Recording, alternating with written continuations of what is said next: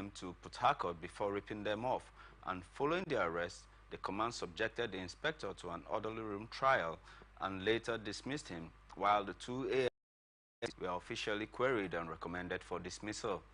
But a statement issued in Port Harcourt by the spokesperson of the State Police Command, Grace Iringekoko, in Port Harcourt, said the two ASPs have been suspended and their salary stopped, adding that their suspension followed authorization by the Police Service Commission following the recommendations of the Force Disciplinary Committee, which addresses disciplinary issues involving senior officers.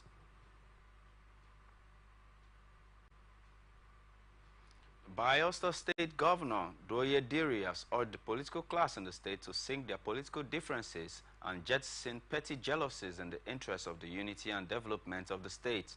Diri, who spoke at the grand reception in honor of some eminent sons and a daughter of the state from Ekeremo at the Ekeremo Community Pavilion, said that politics was over and it was time for governance. This is coming.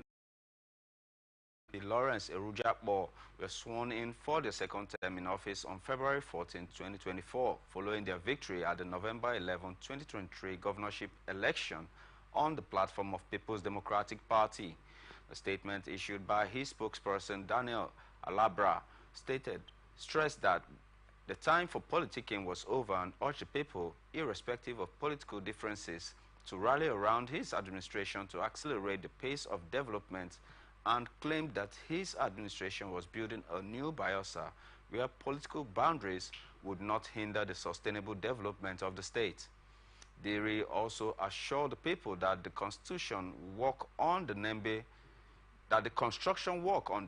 Brass Road in Bayelsa East Senatorial District would continue, and hinted that the federal government had indicated interest.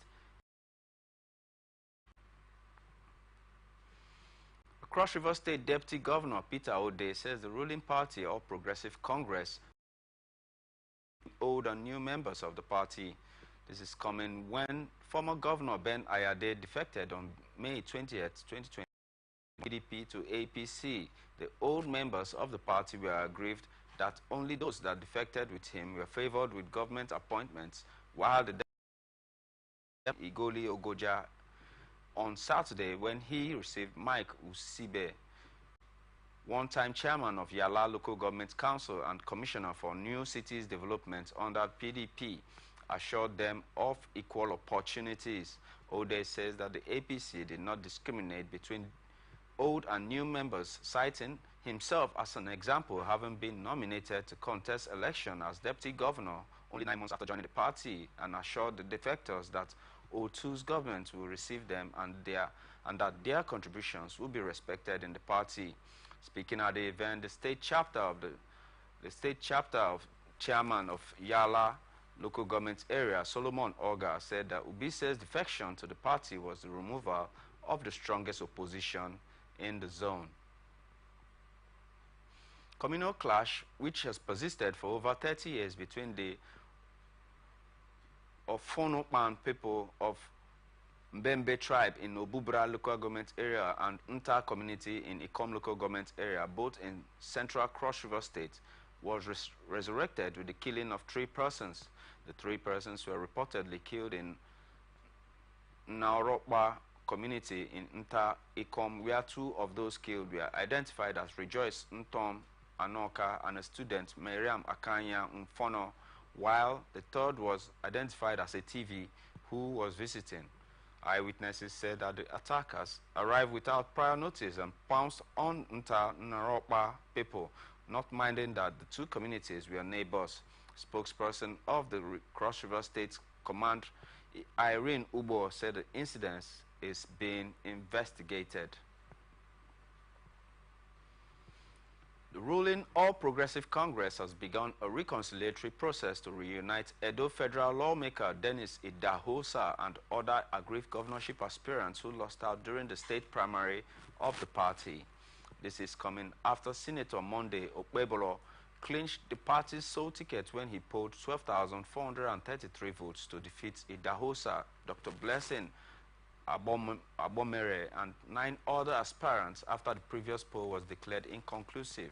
while Idahosa has since challenged the electoral process by dragging the National Working Committee of the party to court for cancelling the initial February 17th primary. But the APC National Working Committee insisted that there was no foul play in the polls that produced Okpebolo as the winner, while the leadership of the party, however, admitted that they had opened dialogue with Idahosa and other supporters of the APC in Edo State to ensure that they have a united front against candidates of the Labour Party and People's Democratic Party. The acting chairman of the party in Edo State, Jarrett Tenebe, stated that aside from Idahosa, virtually every one of the aspirants had aligned with the party's position and congratulated the candidates.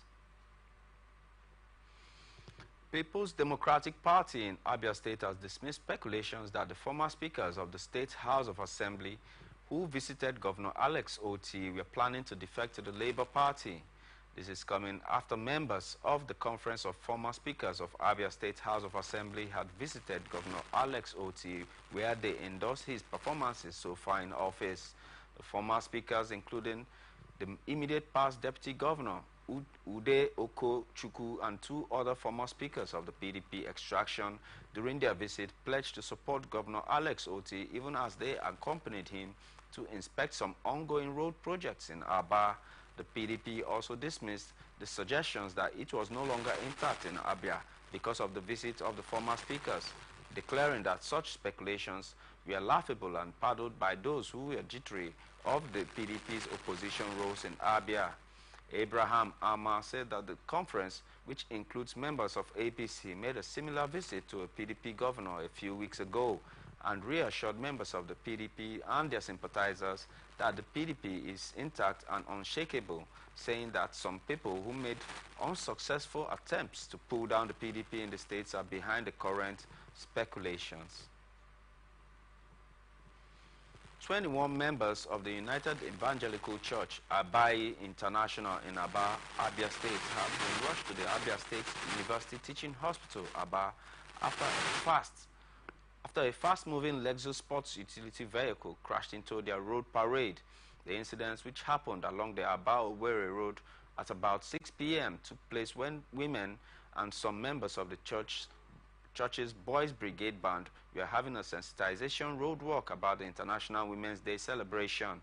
The accident, which brought the sensitization parade to an abrupt end, left 21 members of the church in danger, while many of the victims, including a pregnant woman, suffered broken legs, hands, and head injuries, while some others suffered other forms of internal injuries.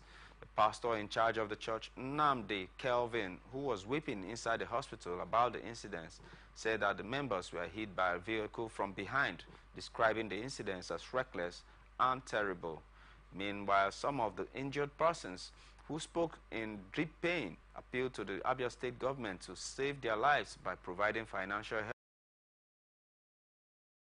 help, while the driver of the jeep, who allegedly blamed the accident on brake failure, has been arrested and handed over to the World Bank police station, Abai.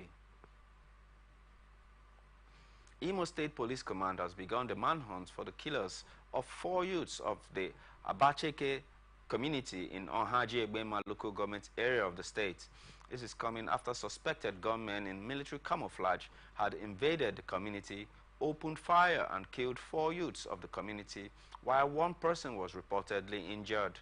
The spokesperson for the police in the state, Henry Okoye, said the invaders operated on motorcycles, while the State Commissioner of Police, Aboki Danjuma, who mandated the operatives of the command to go all out to apprehend the fleeing suspects. Personnel of the Armed Forces, Department of State Services, the Nigerian Police Force, and the Nigerian Security and Civil Defense Corps have killed 20 indigenous peoples of Biafra's fighters in the Osu local government area of Imo State. The joint operation, which was conducted on March the 7th, the security operatives destroyed 50 of their camps, including IPOB's Supreme Headquarters, Command and Control Center, the Military Council Headquarters, and the operation is the second conducted in the same local government since the beginning of the month and the third in the state, while On March the 5th, personnel of the Nigerian Army and the Nigerian Navy killed 5 fighters of IPOB during the gun battle which occurred at Ejemekuru in Oguta local government area of Imo State.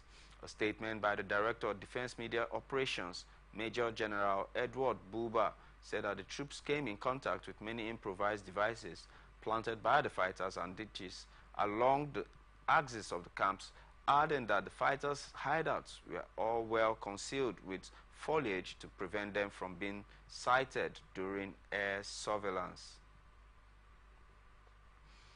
Opposition political party in Osun State, the All Progressive Congress, and the state government are on a coalition course over the emergence of new monarchs for the Ire and Igbajo communities. A statement by its chairman, Tajuddin Lawal, accused the state governor, Ademola Adeleke, of promoting crisis in Igbajo and Ire by tinkering with the choice of legally installed monarchs of the two towns. Earlier, the white paper released after a probe by the Ademola Adeleke administration on the circumstances surrounding the installation of monarchs appointed by the immediate past governor of the state, Adeboyega Oyetola, had declared vacant the stool of both the Are of Ire and the Owa of Igbajo and called for commencement of fresh elections, fresh selection process, adding that when the Adeleke administration met a stumbling block in rallying the support of the kingmakers of Igbajo to do the reselection of another Owa of Igbajo, it resorted to the recruitment of 5 non-indigenes of the town who were instantly appointed warrant chiefs. It further alleged that those appointed posed as kingmakers at the multipurpose conference hall of the Local Government Service Commission, State Secretariat, Abere, Osun State, to elect a new Owa of Igbajo, adding that at the end of the reselection process, Prince Dr. Ademola Makinde, who is alleged to be a crony of the Adelekes, was selected as the new Owa of Igbajo.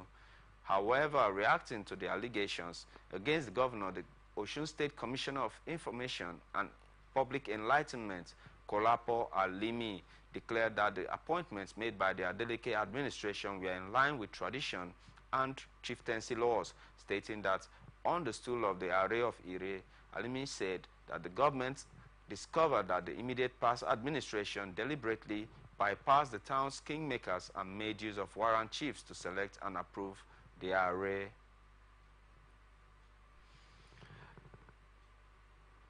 Governor Dapo Abiodun of Ogun State has reiterated his administration's dedication to supporting young farmers and investors in land clearing, preparation, and mechanization of agriculture to ensure food security and as well reduce unemployment in the state. The governor, who spoke in Abeokuta at the grand finale of the 37th Lisabi Day celebration, said that the Anchors Borrower Scheme in the state had nurtured over 40,000 agripreneurs. Abiodun, who was represented by his deputy, Noimot Salako Oyedole, emphasized that the theme of the celebration, encouraging youth entrepreneurship in agribusiness, panacea for solving youth and unemployment in Eba land, aligns with his commitment to empowering youth for agricultural growth. In his remarks, the Alake and paramount ruler of Egba land, Oba Adedotun Badebo, acknowledged the success of Lisabi Festival, thanking Egba sons and daughters for their financial support. He announced plans to empower Egba indigenes through Lisabi palliatives and educational support for students. The Ibadan Electricity Distribution Company says several factors contributed to the current power supply within its franchise, resulting in disruptions and inconveniences for the residents and businesses. The factors, it says, include low gas supply to generating companies, vandalism, energy theft, and routine maintenance works by the Transmission Company of Nigeria. This is coming after the Minister of Power, Adebayo Adelabu, had recently summoned the IBEDC to a meeting over the worsening power supply in its area of coverage, even as he threatened to revoke the licenses of non-performing power distribution companies. A statement by the IBEDC spokesperson, Busolami Tunwase, the management of the disco, said it would like to communicate the issues to foster understanding and reassure its customers of its commitment to finding lasting solutions, adding that scheduled maintenance activities conducted by the TCN in January and March 2024 necessitated planned outages in specific areas of its network.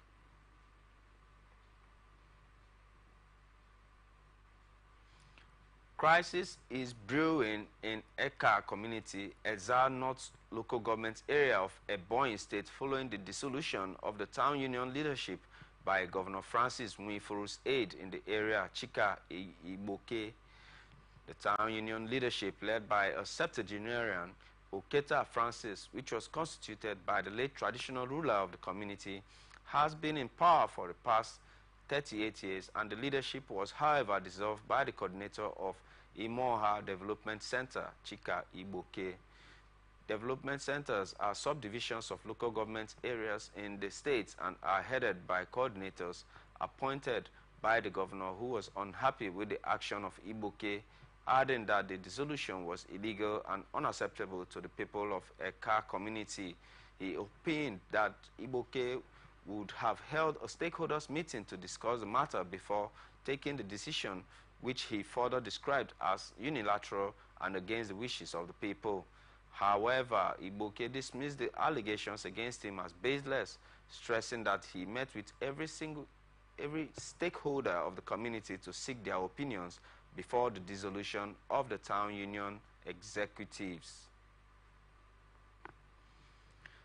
The parent body of Igbo traders in Kwara State, Igbo Community General Assembly, says it has no disagreements with the Kwara State Internal Revenue Service, and also commended the Chief of Staff to the Governor, Alhaji Maye Abdul Kadir, and the Senior Advisor to the Governor, Alhaji Saadu Salahu, for intervening in the impasse between the Igbo traders and the revenue-generating NJC.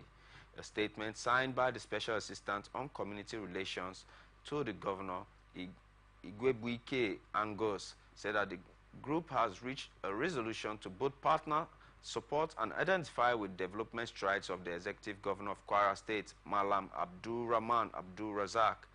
Igbo traders, under the aegis of the Igbo Traders Association, shut their shops in various areas of Ilorin recently over what they described as intimidation and overtaxation by the Kwara State Internal Revenue Service, while Angus in the statement described the Igbo in Kwara State as law-abiding citizens who would not want to be dragged into any unnecessary feud with any government agency. Kwara State Governor Abdul Rahman Abdul Razak has approved the disbursement of the 2023-2024 bursary and 2022-2023 scholarship awards to the state's indigents in tertiary institutions owned by state and federal governments. The Commissioner, Kwara State Ministry of Tertiary Education, Dr. Mary Arinde, in a statement posted on the state's official X handle, said only indigents of Kwara State who were final year students attending government-owned state and federal institutions were eligible to apply. According to the statement, those interested in the bursary should follow the registration procedure.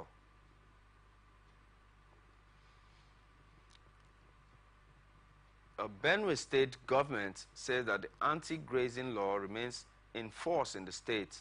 The law, which prohibits open grazing in the states, was enacted during the administration of former Governor Samuel Ortom. A statement by the Chief Press Secretary to the Governor, Sir Tersoa Kula, reacted to a letter of appreciation to the government purportedly written by the Mieti Allah Cattle Breeders Association of Nigeria. Kula stressed that the grazing should only take place in ranches in Benue State and warned that all forms of attacks on farming communities by armed herders must cease immediately. Kula also said that the Benue State government has no intention of reviewing the law, hence it will be diversionary and criminal for proponents or authors of the said publication to wish to approach the government for a review. At this point, he said if the state wishes to review the prohibition of the open grazing, It will not be done by or through groups intimidating or making lawless publication. Kula said the Governor Hyacinth Alia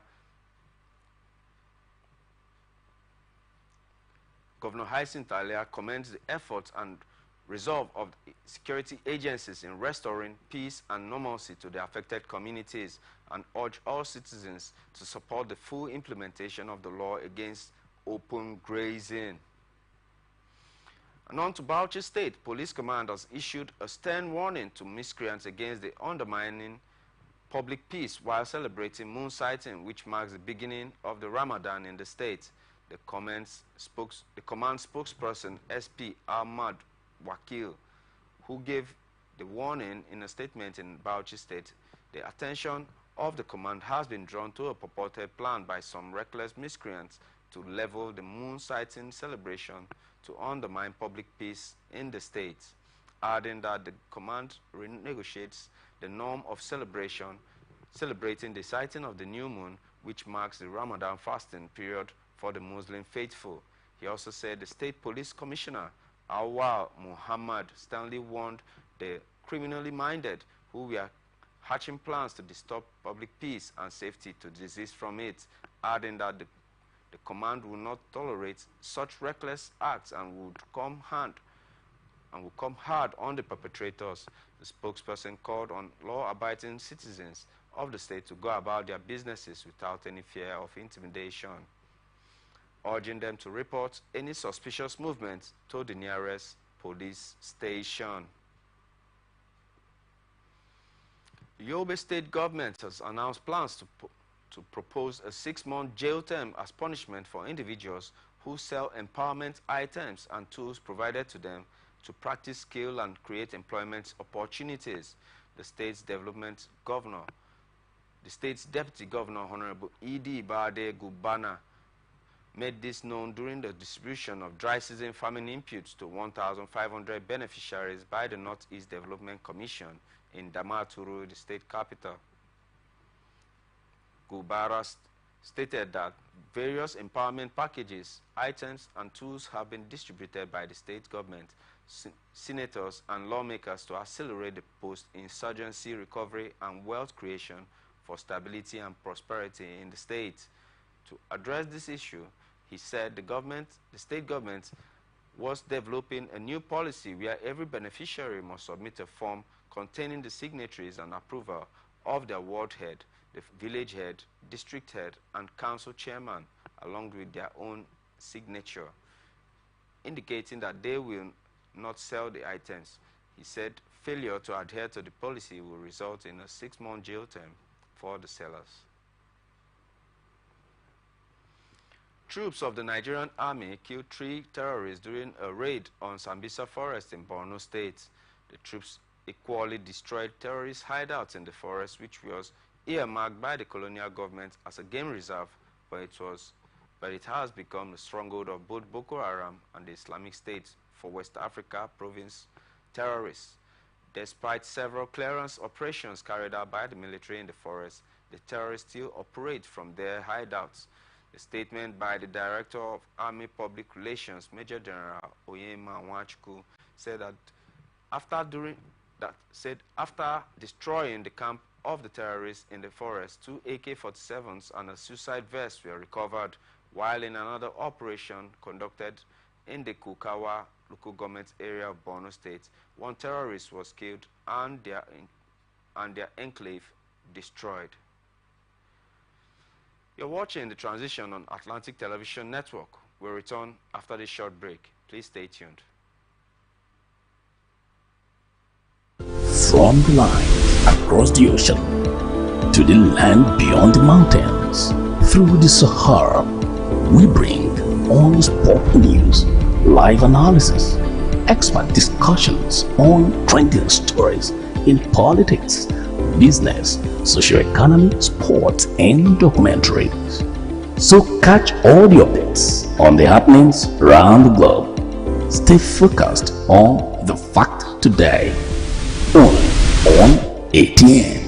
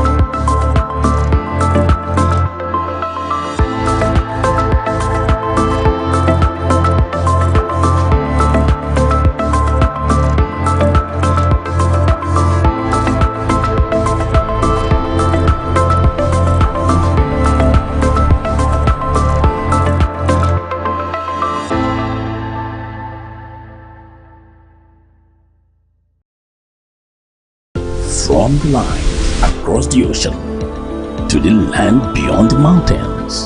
Through the Sahara, we bring on-spot news, live analysis, expert discussions on trending stories in politics, business, socio-economy, sports, and documentaries. So catch all the updates on the happenings around the globe.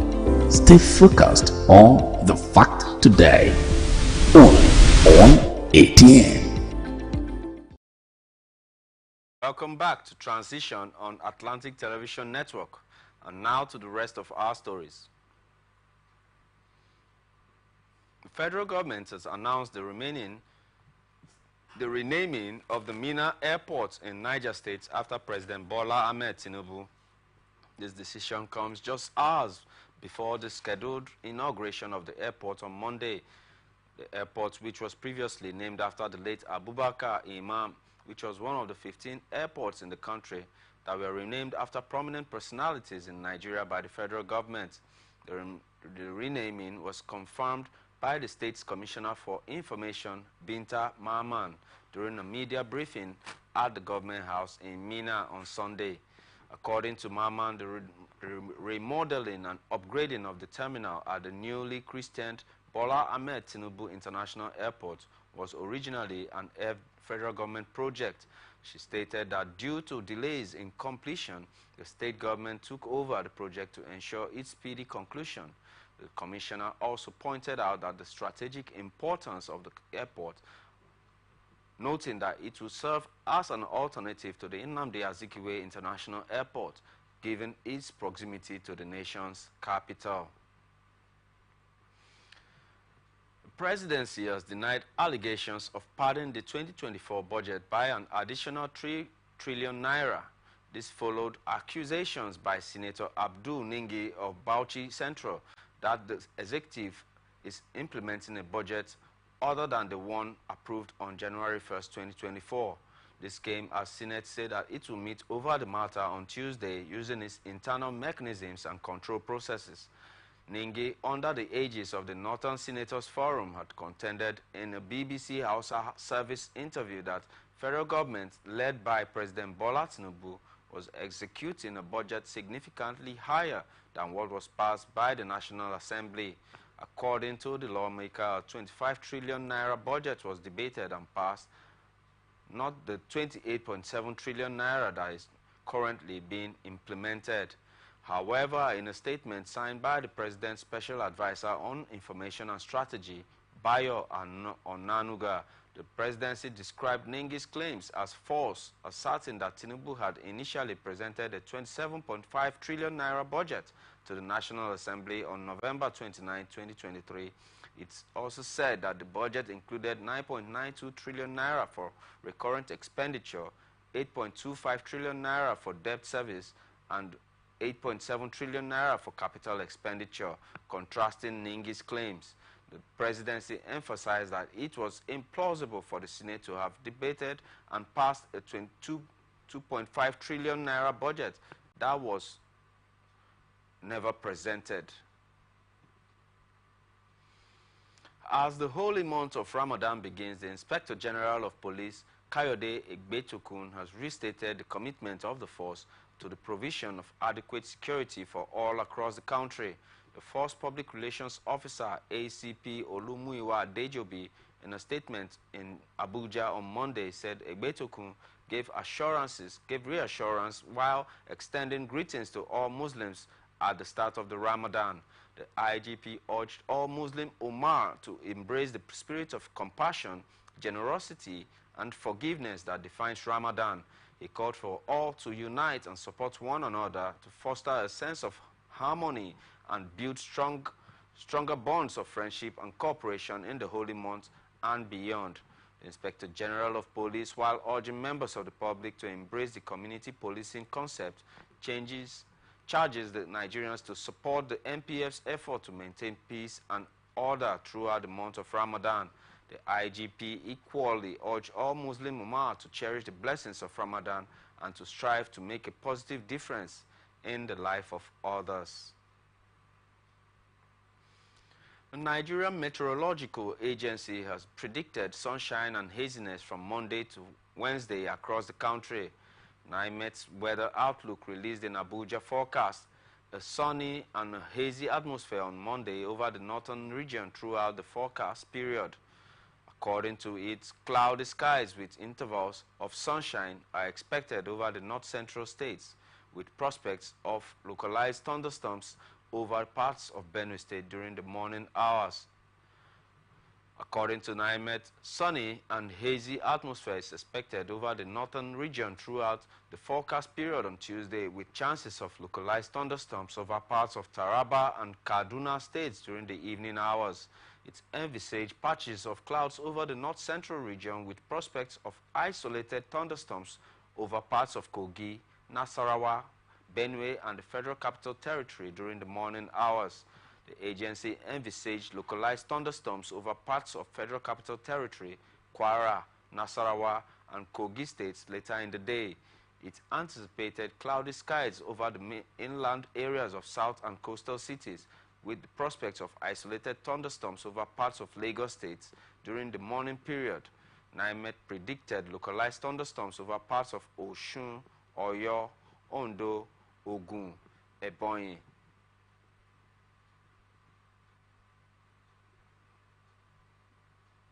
Enugu, Imo, Anambra, Cross River, Bayelsa, Rivers, Akwa Ibom, Lagos, and Delta states in the afternoon and evening hours. According to NIMET, sunny and hazy atmosphere is expected over the northern region throughout the forecast period on Wednesday. Now to some business reports. Economist Intelligence Unit, a global research firm, says President Bola Ahmed Tinubu's administration should consider foreign borrowing to rescue the naira against the USD in the foreign exchange market. The EIU made this known in the latest country report on Nigeria, which was released. The report noted that the Central Bank of Nigeria lacks the liquidity required to support naira and end the continued forex crisis. It added that the naira will remain volatile for most of the 2024. Recall that in a move to clear the forex backlog, the Nigerian government took out a $3.3 billion loan from the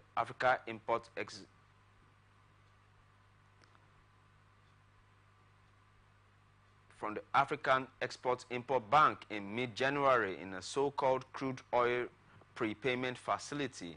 This followed a $1 billion loan from African Development Bank in November, and another $1.5 billion is sought from the World Bank. CBN Governor Olayemi Cardoso at the beginning of this month said that the Apex Bank had cleared all foreign exchange backlogs except for 5 commercial banks. Now to international tidbits. The United States military ship is sailing towards the Middle East carrying equipment to build a temporary pier off the coast of Gaza. The support ship, General Frank S. Besson, was set sail from a military base in the state of Virginia, and it comes after President Joe Biden said that the United States would build the floating harbor to help get aid into Gaza by sea. The United Nations has warned that the famine in Gaza Strip is almost inevitable and children are starving to death, while aid deliveries by land and air have proved difficult and dangerous. The U.S. ship departed less than 36 hours after Biden made his announcement, and the U.S. Central Command wrote on its X handle, while the Pentagon said it would take up to 60 days to build a pier with the help of 1,000 troops. Charities have said those suffering in Gaza cannot wait that long. Police officers have arrested a man who crushed a car into the gates of London's Buckingham Palace. The Metropolitan Police said that the car collided with the gates of the royal residence, and the armed forces arrested the man at the scene on suspicion of criminal damage and was taken to hospital. While no one was injured, and inquiries were ongoing to establish the circumstances. Security measures at Buckingham Palace, the British royal family's official residence, are stringent, with the building in the heart of the capital constantly monitored by armed officers and the palace has faced multiple break-ins attempts in the past. And on to entertainment news. The Nigerian record producer and singer Chisom Faith, popularly known as Rexy, has been arrested in Uganda. The KKP crooner disclosed this via his Instagram page on Monday. He revealed that he was being held by the Ugandan immigration. However, he didn't disclose the reason for this arrest, which he describes as unfair. The producer, while calling for help, urged fans to demand for his release with the hashtag Uganda Free Rexy. Recall that Nigerian singers Omale and Thames were arrested and charged to court and subsequently detained in prison in Uganda for making an appearance at a concert held at the country at Spec Resort, Kampala on Saturday, 12th of December, despite COVID-19 social distancing regulations. They were later released after spending 2 days in jail. And on to sports news. Inter Milan slumped to their first defeat of the Major League Soccer season on Sunday, losing 3-2 at home to Montreal after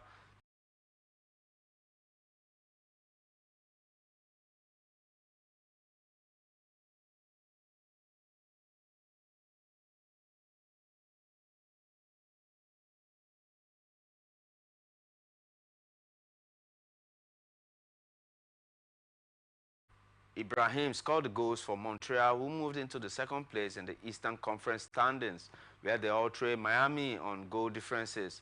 Miami coach Gerardo Tata Martino opted to rest several of his first-choice starting lineup, and Messi omitted from the squad altogether, and Luis Suarez and Sergio Busquets on the bench.